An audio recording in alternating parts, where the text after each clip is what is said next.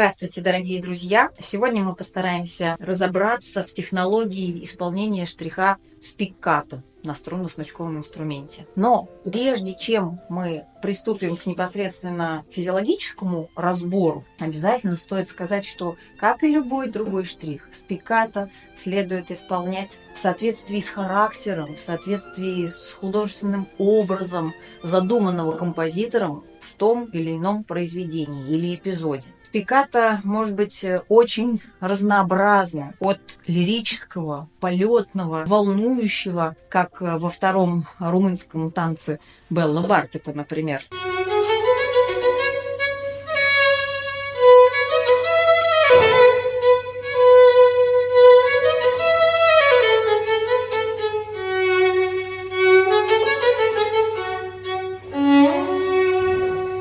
А также спиккато может быть очень волевое, энергичное, доблестное, как, например, в Кампанелле Никколо Паганини.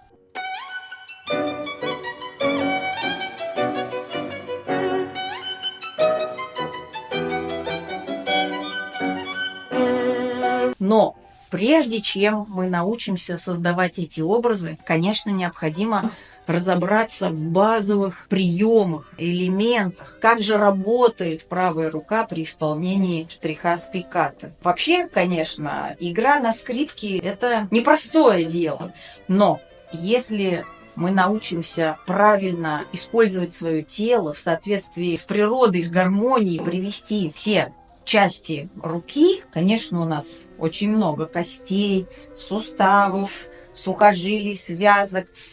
И если мы все это приведем к балансу в движении, то обязательно все получится. Смотрите, простой пример приведу.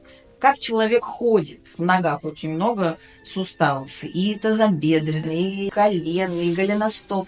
И если одна из этих каких-то частей вдруг будет зафиксирована, то, конечно, походка у нас нарушится, и уж точно бегать мы никак не сможем. Или, например, плавание. Тоже, когда мы плаваем, мы разводим воду руками, мы же не задумываемся, так, пошло плечо, тут так локоть. То есть мы действительно все делается очень естественно. Так вот, давайте сейчас постараемся разобраться именно в физиологических действиях, как устроено наше тело и с чего нам нужно начать при изучении штриха спиккато. Итак, начинаем разбор. Для начала, первое, необходимо определить часть смычка, в которой будет исполняться этот штрих. Поскольку спиккато относится к разряду прыгающих штрихов, то, конечно, нам нужно найти ту часть в смычке, где максимально у нас будет работать пружина. Собственно, этот скок-отскок. Но, как правило, это где-то середина, чуть-чуть ближе к нижней трети, где-то вот здесь. Второе. Очень важно обеспечить необходимую плоскость правой руки со смычком над скрипкой, при которой все части руки будут максимально свободно двигаться по своей определенной траектории. Что значит свободная плоскость? У вас должна быть подвешена в суперестественном положении кисть. Взяли смычок, поднесли в положении свободной подвешенной кисти вот в эту часть, где и будет максимальная пружинка, да? Вот она работает. Мы обеспечили максимальную свободу. Смотрите, при подвешенной кисти не может быть ни чрезмерное поднятие локтя завышенное, ни чрезмерное опускание. У нас тогда нарушается вся свобода и естественность движения кисти.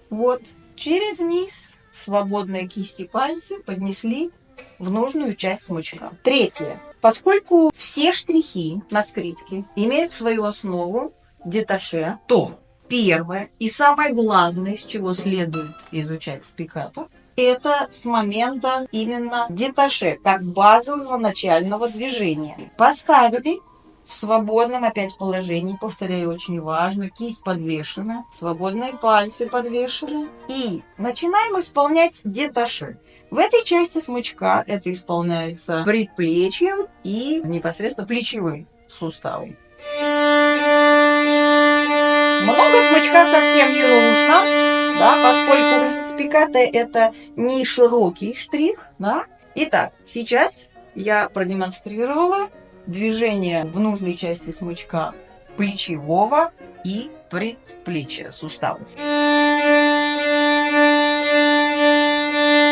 Четвертый момент. Кисть. Что же делает кисть? Вот на кисть как раз и приходится вот эта нагрузка, с помощью которой мы задействуем работу пружины в смычке. То есть, грубо говоря, нам нужно создать небольшой удар, при котором смычок начнет пружинить, отскакивать. Как по мячику. У кисти очень простое движение природное. Она может быстро двигаться вот так. Она может быть в перевернутом виде быстро двигаться вот так. Она может быть внизу быстро двигаться вот так. Это ее естественное движение.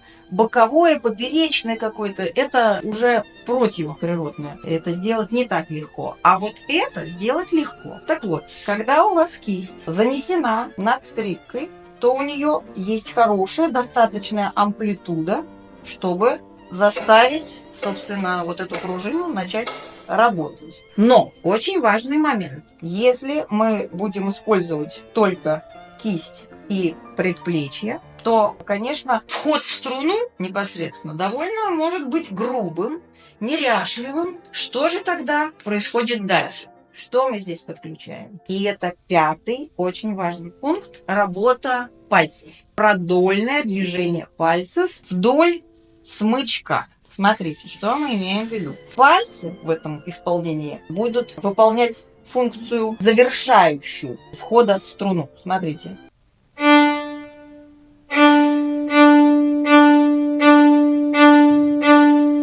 То есть, если у нас кисть выполняет от природы вертикальное движение, то пальцы как раз будут смягчать этот вход в струну, потому что если не будет пальцев, смотрите, что будет происходить. Как правило, это очень частая распространенная ошибка, да, потому что работает предплечье, работает кисть, но штрих очень грубый, неотесный, и ничего с ним сделать нельзя. Ни о каких художественных высотах говорить не приходится. Поэтому нужно привести в гармонию и естество все эти движения и части нашей руки. Итак, хочется остановиться побольше на пальцах, как их разрабатывать, потому что в обычной жизни человек не скрипач, конечно, не пользуется вот этими мелкими движениями, частями руки, вот именно еще в той нужной плоскости, как нам на скрипке. Поэтому обязательно этому нужно уделить внимание, как поучиться этому. Смотрите, поставили смычок, подвешенная кисть, подвешенные пальцы.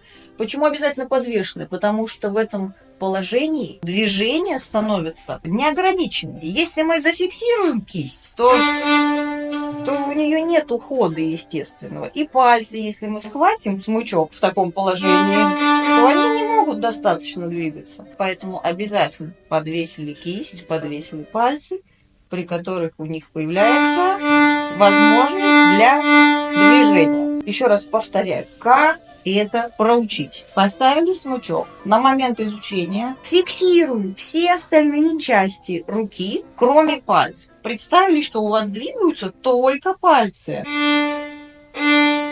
Туда и обратно. Абсолютно одинаковая амплитуда. Работа только пальцев. Дальше усложняется история. Дальше мы начинаем отрывать смычок только пальцами. Продолжаем. Смотрите. Вниз по струне, вверх по воздуху. Вниз по струне, вверх по воздуху. И также обратно. Вверх по струне, вниз по воздуху. По струне, по воздуху. А потом в разные стороны.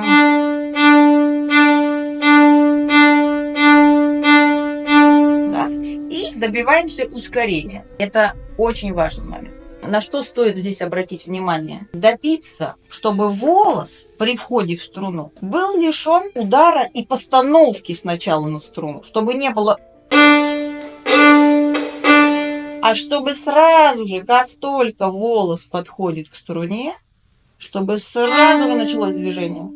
Вскользь, вскользь, вскользь. Также обратно. Это очень важный момент. Я очень люблю пример, как ни странно, связанный с самолетом, с посадкой. Вот смотрите, что происходит. с момента верхней точки, где находится самолет там на 10 тысячах метрах, до момента столкновения с землей, вот этот путь называется глиссады. Вот опытный летчик, он так рассчитывает скорость снижения, потери уже высоты до момента столкновения, что чем отличается мягкая и жесткая посадка? Потому что жесткая посадка, это когда вот он летит, снижается, потом он касается земли, дымятся шасси, и он дальше тормозит по земле. А мягкая посадка, это когда вот он летит, и сразу же вскользь земли, то есть мы даже можем иногда не ощутить удар, да, и как мы уже сели. Вот то же самое у нас происходит волоса и струны. То есть если у вас волос сначала коснулся, а потом вы повели, собственно, вот этот удар у вас и есть, жесткая посадка. А мягкая это когда сразу же, вот оно, мягкий, но энергичный. Конечно, всех вопросов за одну лекцию невозможно решить, да? Это очень индивидуально, поэтому если у кого-то есть вопросы, пишите, мы можем встретиться, обсудить вот, и решить какие-то накопившиеся сложности. Так вот, мы разобрали с вами все части руки, которые используются при совершении штриха с пикато. Самое главное теперь найти этот баланс. Баланс движения предплечья, баланс работы кисти и баланс работы пальцев. Я желаю всем прекрасных штрихов, красивого звука и до новых встреч. Не забывайте подписываться на наш канал. Будем всем очень рады.